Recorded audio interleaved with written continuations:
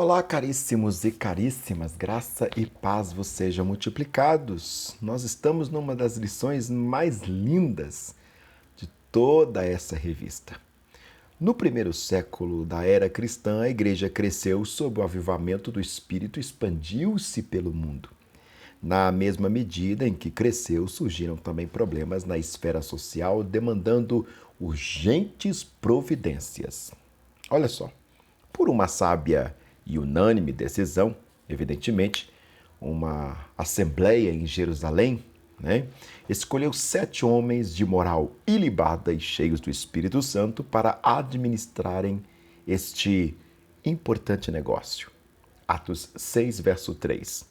Nessa lição estudaremos esse importante ministério de serviço que, por causa de uma crise étnica na igreja, levou os apóstolos a romperem, ou proporem, melhor dizendo, medidas que serviram de base para instituir a função diaconal. Esta, até hoje, faz parte do ministério ordenado pelas igrejas cristãs. Na revista belíssima que nós estamos estudando nesse trimestre, Dons Espirituais e Ministeriais, chegamos finalmente na lição 12, o diaconato. Eu sou o professor Daniel Ramos e quero te convidar para se inscrever neste canal, onde daqui a pouco vamos postar as lições do terceiro trimestre de 2021. Uma lição que mal chegou já está causando polêmica, o pessoal falando mal do pastor, dizendo que o pastor é marxista, aquela coisaiada toda, né? Bom, no final de tudo a gente vê que é muito barulho, como vai dizer o Papa, muita cachaça e pouca oração. É isso que é no final. Porque divergência hermenêutica todos nós temos. Não que eu estou defendendo o marxismo. Aliás, eu sou até contra isso. Mas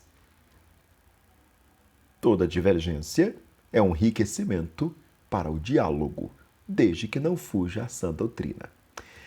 Textuário da lição maravilhosa sobre o diaconato, a 12, porque os que servirem bem como diácono adquirirão...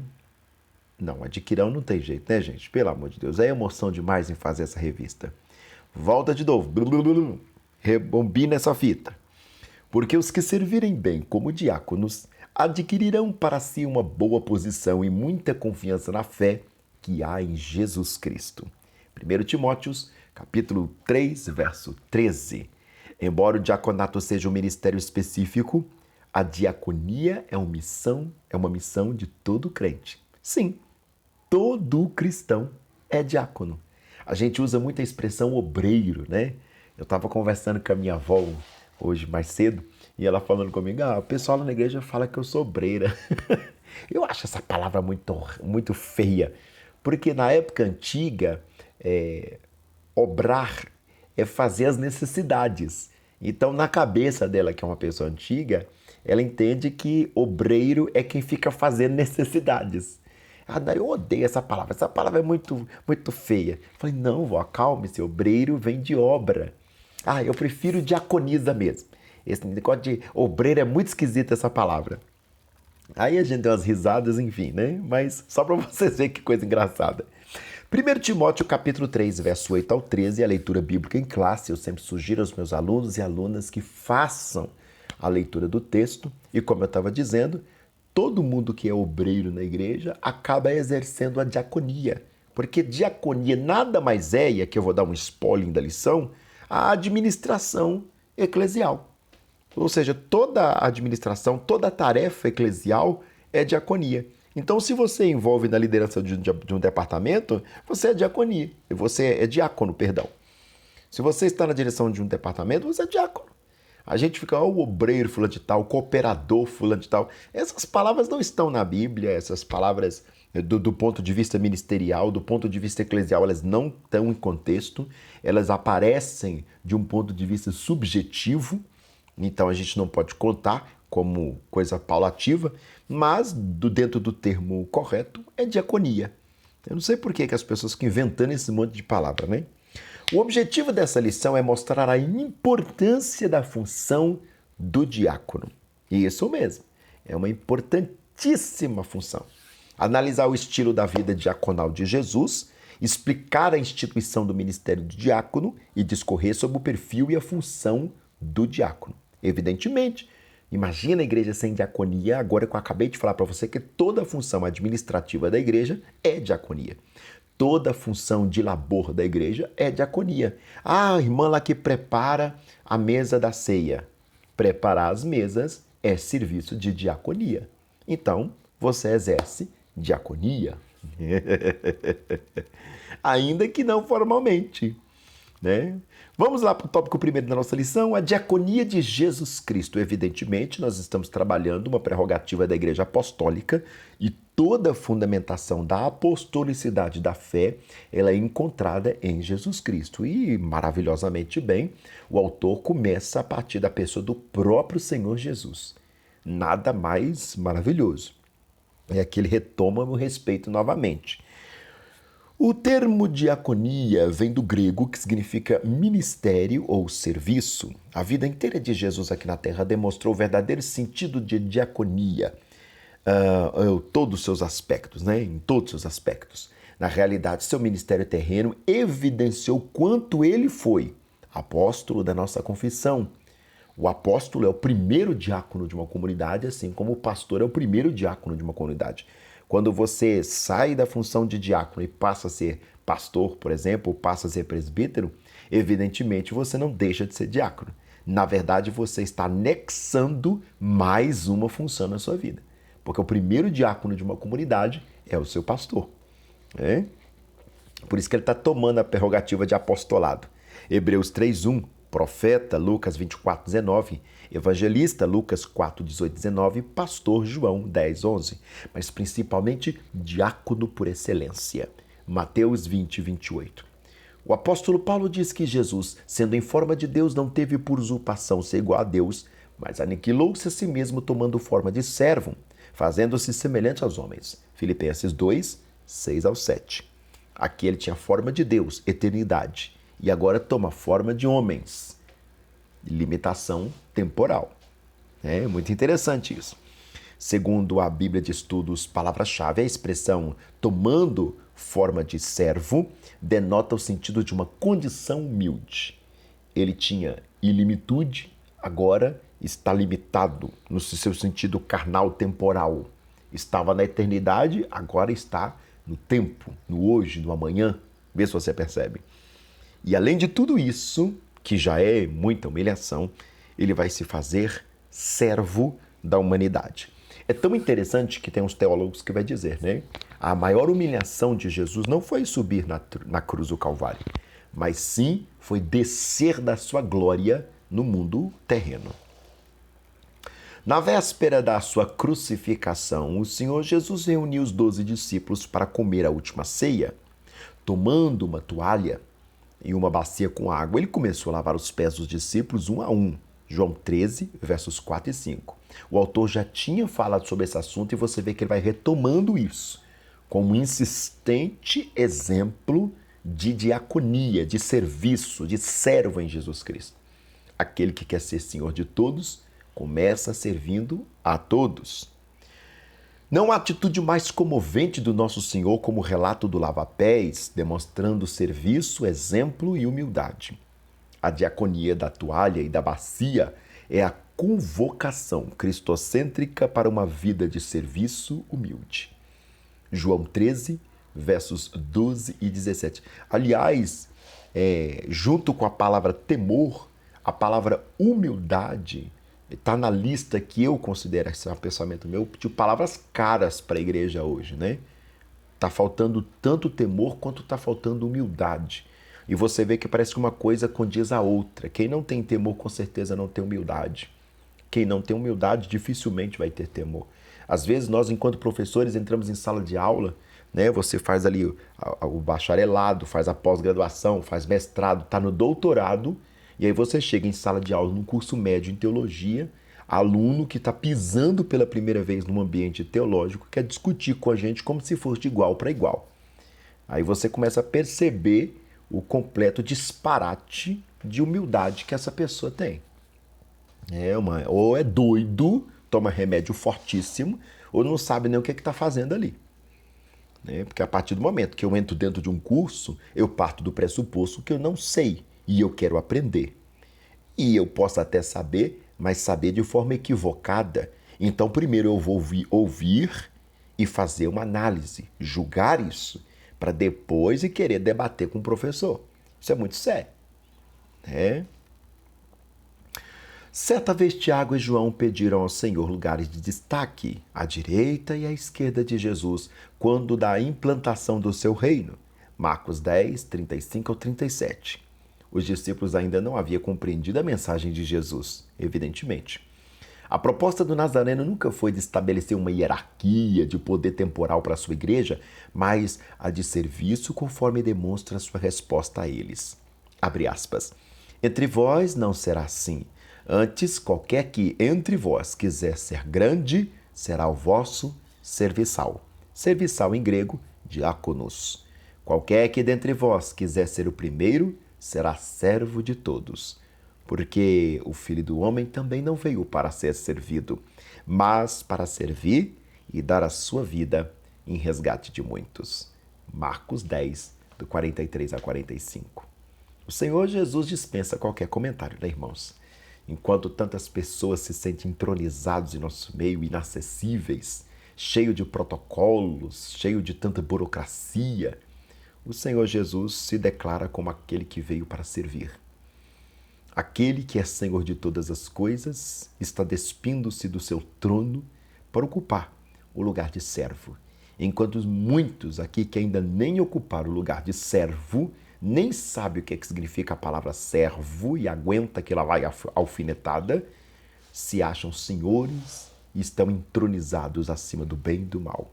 Não sabem eles que são bestas, né, ou semibestas, fazendo um papel patético de autoexaltação e se assemelhando à imagem de Satanás e não à imagem de Cristo.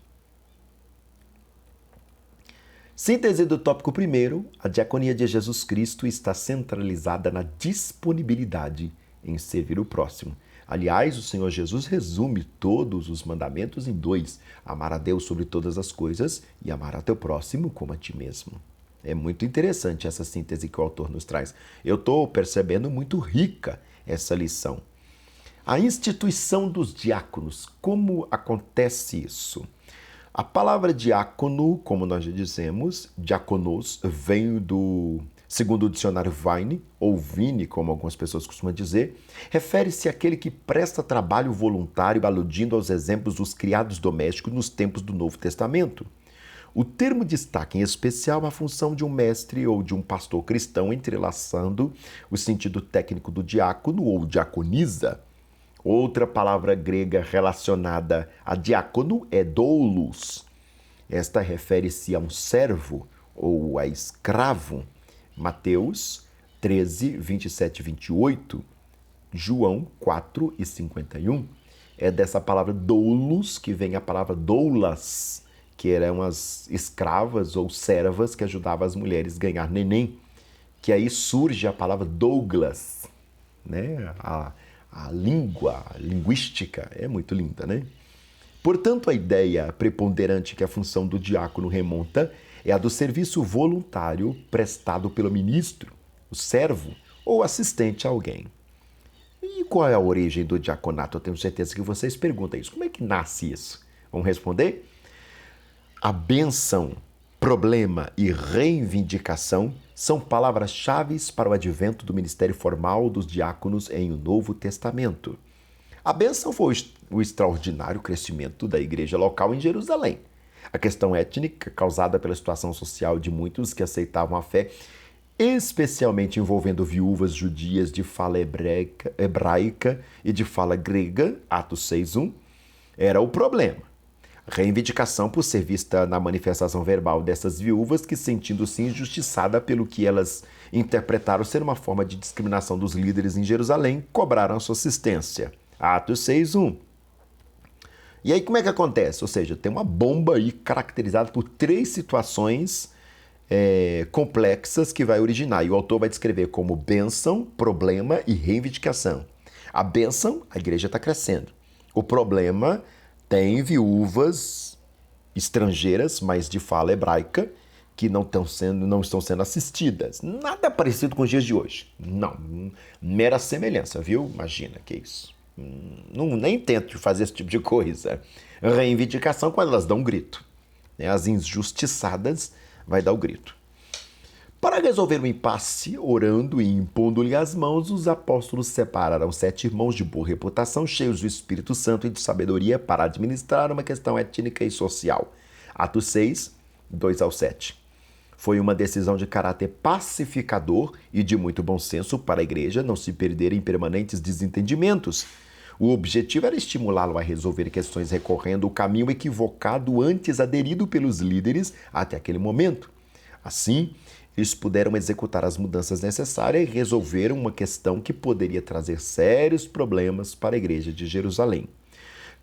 Você vê que a questão do diácono aqui, a diaconia, essa instituição maravilhosa e fundamental para a vida da igreja, a manutenção da igreja, retoma certos aspectos que a gente pode ser visto, por exemplo, lá em Moisés, quando ele se sente cansado e ele reparte do que há dele sobre 70 anciãos, né? Retoma Jesus Cristo, que reparte também sobre os seus 12 discípulos, que reparte sobre a igreja, a sua tarefa evangelizadora. Então, dentro dessas perspectivas, a gente pode entender que o diácono é o assessor do pastor da igreja, a diaconisa da pastora, enfim, não vou entrar nesse mérito da questão, mas o autor coloca aqui diaconisa e eu acho muito interessante. Afinal, o serviço de mulheres dentro da igreja, isso aqui está acima de qualquer discussão. É fundamental. Não sei se para a igreja bíblica, para a igreja apostólica, mas para a igreja pós-moderna é de fundamental importância o serviço feminino. Isso não se discute. Eu espero que não tenha nenhum doido que vai colocar coisas aqui contrárias a esse tipo de coisa, né? Contra esse tipo de perspectiva. Uma coisa que a gente pode ter interessante, ou seja, o líder está com uma carga excessiva de atividades e ele vai repartir com a sua diaconia, com seus auxiliares. E aí nós temos também a questão da imposição de mãos, que muita gente confunde, né? A nossa igreja pentecostal, e aí eu estou dizendo os pentecostais em geral, é bem apaixonada, eu diria, que pelo Antigo Testamento e unge pessoas com óleo. Eu já vi pessoas que estavam sendo consagradas ao ministério e tiveram que jogar o terno fora, porque não conseguiu lavar aquele jeito nenhum, de tanto óleo que foi derramado. Não está errado, mas não tem fundamentação no Novo Testamento.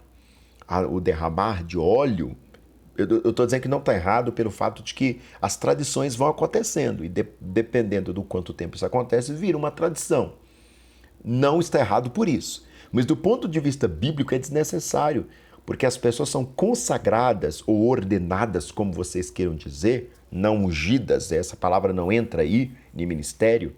As pessoas são consagradas ou ordenadas, ou a palavra equivale a outra, a partir da imposição de mãos. Impõem as mãos, eles são consagrados, são ordenados. Né? Esse negócio de ungir com óleo é coisa de rei e sacerdote do Antigo Testamento, dentro de um contexto judaico. A igreja no Novo Testamento, a igreja apostólica, ela levanta os seus ministros, os seus serviçais, seus diáconos, enfim, toda a sua manutenção através do ato da imposição de mãos. Isso é bem interessante. Não chega a ser necessariamente pecado derramar o óleo sobre a cabeça de ninguém. Você pode, evidentemente, tomar a liberdade de fazer o uso desse tipo de ritual a partir de um pressuposto, digamos, figurativo, simbólico, sei lá, porque o óleo representa muitas coisas na Escritura. Não necessariamente está errado. Mas, do ponto de vista litúrgico apostólico, não faz sentido nenhum. O livro de Atos dos Apóstolos, no capítulo 6, descreve a instituição do ministério de diácono. Então é até bom você fazer uma leitura sobre essa perspectiva, porque ler o texto bíblico, evidentemente, clareia muito mais, e de preferência em várias traduções. Muita gente me pergunta aqui no meu canal, irmão Daniel, tem uma Bíblia que você gosta? Qual é a melhor Bíblia? Essa pergunta é clássica, eu recebo ela praticamente todos os dias. Irmão Daniel, qual é a melhor Bíblia? Melhor Bíblia não existe. Melhor Bíblia não existe. Existe a Bíblia do seu coração e o quanto de Bíblia você puder ter na sua estante para você estar consultando. A Bíblia do meu coração é a Bíblia de estudo pentecostal. Eu gosto dela, eu gosto daquele jeitinho dela falar, eu gosto dos comentários, eu amo aquela Bíblia, eu sou apaixonado com ela. Ali eu me encontro, ali eu mexo e vasculho, eu sei onde é que está tudo. É a minha Bíblia que eu risco, que eu anoto, que eu grifo, que eu pinto. É a minha Bíblia. Agora na minha estante tem Genebra, tem MacArthur, tem Jerusalém, e tem Dake, que muita gente demoniza Dake, né? Mas na verdade o que está por trás dessa demonização de Dake aí é que nós brasileiros não temos maturidade para dar conta da linguagem Dakeniana, né? Que é uma Bíblia fantástica, é um teólogo nível extraordinário, né? Nível hard, como a gente brinca. Mas enfim, salvo essas coisas, vamos continuar na lição. O perfil e função de diácono é o terceiro tópico e conclusivo, evidentemente, da nossa lição. Nós vimos a diaconia em Jesus Cristo, nós vimos como que foi instituído o diácono, o problema que estourou dentro da igreja hierosolimitana, né, a igreja de Jerusalém, e a partir deste momento nós vamos saber o que faz de fato um diácono. Qual é o perfil e qual é a função? Qualquer pessoa pode ser diácono? Será? As qualificações do diácono descritas no livro de Atos e na primeira carta de Timóteo revela que em nada eles diferem da atribuição ética exigida aos bispos, 1 Timóteo e Tito. A. Caráter moral, 1 Timóteo 3,8. Os diáconos devem ser pessoas honradas, dignas, corretas e íntegras. Traduzindo, deve ser crente, verdadeiramente convertido. Alguém aí vai me encher a paciência e falar assim, não, crente até o diabo é. Não, irmãos, o diabo não é crente. Quando Jesus chegou até Timóteo, eu nunca vou esquecer esse texto que eu acho um dos mais lindos do Novo Testamento. Timóteo pediu para ver a ferida das mãos de Jesus, as cicatrizes. E a partir do momento que ele vê as cicatrizes, ele passa a crer que de fato é o Cristo, crucificado agora ressurreto. E Jesus o exorta dizendo, você viu porque você creu porque você viu? Maior serão aqueles que não viram e creram. Timóteo, seja crente. Eu sou crente, porque eu não vi e acreditei. Não tem nada a ver com o diabo. Aliás, tem gente que faz mais relacionamento com o diabo que com Jesus. Vamos parar com essa besteira, né? O relacionamento da igreja do Senhor é com Jesus Cristo. O diabo é marginal. Não pode haver língua dobre deles, isto é, a sua palavra deve ser sim, sim, não, não. A ganância por dinheiro tem que passar longe da sua vida, pois sua função é exatamente a de executar trabalhos administrativos da igreja local, como auxiliar nas tarefas do culto e acompanhar as viúvas e os pobres na igreja do Senhor. O labor eclesial é diaconia. Isso em suma, né? Toda tarefa. Eu sou professor de escola dominical. Isso é diaconia, irmãos. Isso é diaconia. Eu sou o porteiro que fica na porta. Isso é diaconia. Eu colho as ofertas. Isso é diaconia. Eu sou regente do círculo de oração. Isso é diaconia. Eu trabalho com crianças. É diaconia. Aí a gente inventa obreiro, cooperador. Não. Diácono. Diaconiza. Diaconia. É essa a tarefa. O caráter espiritual, porque nós falamos agora do caráter moral, caráter espiritual. Evidentemente, uma coisa está junto com a outra, né, gente? Eu não consigo ver uma pessoa que tem caráter espiritual, mas não tem caráter moral. Como é que funciona isso? Uma coisa condiz a outra, está interligada ali, ó. Não tem como você descolar. Mas vamos ver. 1 Timóteo 3, 9 ao 10, o autor aqui está esmiuçando a coisa, eu amo esse tipo de pegada, né? Ter a plena convicção do que crer no Evangelho. O diácono guarda a revelação de Deus que está em Jesus Cristo, nosso Senhor. Aí você pode dar até uma conferida em Romanos 16, 25. Por isso, a liderança e a igreja local devem avaliar o candidato ao diaconato, levando em conta o seu caráter moral, o que é que ele faz, e espiritual, o que é que ele professa. Evidentemente que eu não posso acreditar numa pessoa que não professa a palavra, tenha a moralidade da palavra. Eu não consigo acreditar. E o autor agora ele pontua, e eu gosto, já falei, eu vou repetir, parece até clichê, ele dá uma pegada de alfinetada, né? O caráter familiar. O candidato deve ser marido de uma mulher, fiel à sua esposa e bom pai, Caríssimos e caríssimas, aqui o autor já aborda para nós uma perspectiva muito interessante. E nós acabamos interpretando de forma extrabíblica. O texto não disse que o diácono, o presbítero, o evangelista, o pastor, o apóstolo, enfim, tem que ser casado. O texto disse que ele tem que ser marido de uma mulher, porque naquela época era comum a bigamia, o homem ter várias esposas, mas para o ofício eclesial, desde diaconia até as outras partes, ele deve ser marido de uma mulher. Ou seja, pode sim ser ordenado ao diaconato e ao santo ministério, como presbítero, evangelista e pastor, homens solteiros. Nada impede. Aliás, o quesito primordial ainda é moral e espiritual. Dentro dessas duas coisas você percebe a verdadeira vocação, o quanto o candidato está inclinado para a coisa. No caráter familiar, ele vai dizer, deve ser marido de uma só mulher, fiel à sua esposa e bom pai. Evidentemente, não vai ser permitido o bígamo, mas ele não diz que os solteiros não podem ser ordenados.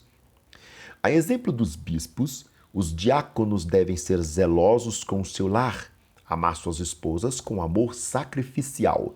Amor sacrificial é o exemplo de Jesus Cristo, né, que é capaz de morrer por a sua noiva.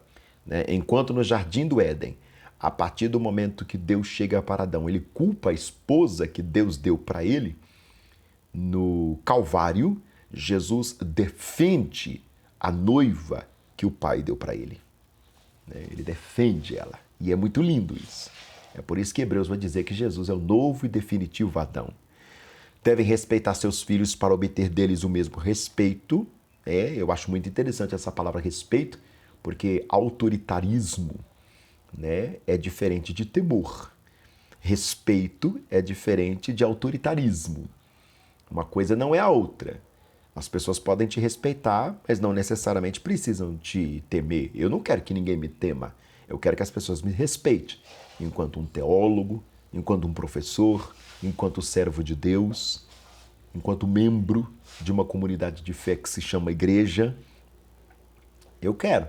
Esse é o meu sonho, de ser respeitado enquanto tal. E graças a Deus, tenho gozado de grande respeito através da vida dos meus alunos, dos meus irmãos, enfim, familiares, mas temor. E a gente percebe que muitos candidatos ao Santo Ministério e até pessoas que já estão no Santo Ministério estão mais preocupadas em causar o temor de que ser necessariamente respeitadas. É por isso que vive o tempo todo achando que está sendo traído. O serviço do diácono à sua família revelará como ele servirá a igreja local. Evidentemente, quem cuida bem da sua própria casa pode cuidar da casa do Senhor. Uma coisa leva a outra. É quase que clichê falar isso aqui, mas a gente não pode fugir da questão. Quando foram instituídos diáconos, 7 homens de fala grega foram separados para assistir socialmente às viúvas, tanto as de fala grega como a de fala hebraica.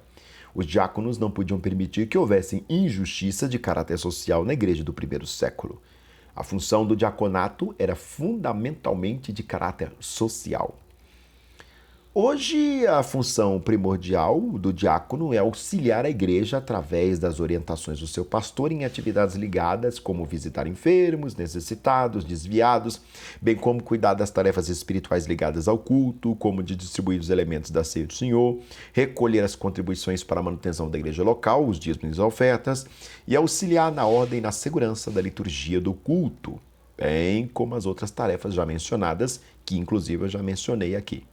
A síntese desse tópico terceiro, para o perfil e a função do diaconato, deve-se levar em conta o caráter moral, o caráter espiritual e o caráter familiar do candidato. É muito interessante. Eu gostaria que vocês me contassem experiências. Se você puder fazer isso, claro, não quero te deixar exacerbado, mas se você puder contribuir conosco aqui, coloque uma experiência positiva e uma negativa. No mesmo quadrinho do seu texto aqui embaixo do vídeo, eu tive uma experiência positiva com o diácono, uma certa vez, não precisa mencionar nome, nem lugar onde é que ele está, mas conta qual foi a experiência negativa e eu tive uma experiência muito positiva, ou seja, alguma coisa bem interessante para a sua vida cristã.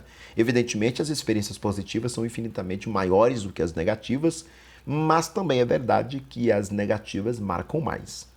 Uma experiência negativa pode marcar muitos séculos, enquanto se construiu experiências positivas. Mas enfim, não vamos constranger ninguém, só para a gente ver como é que tá a coisa aí, por favor.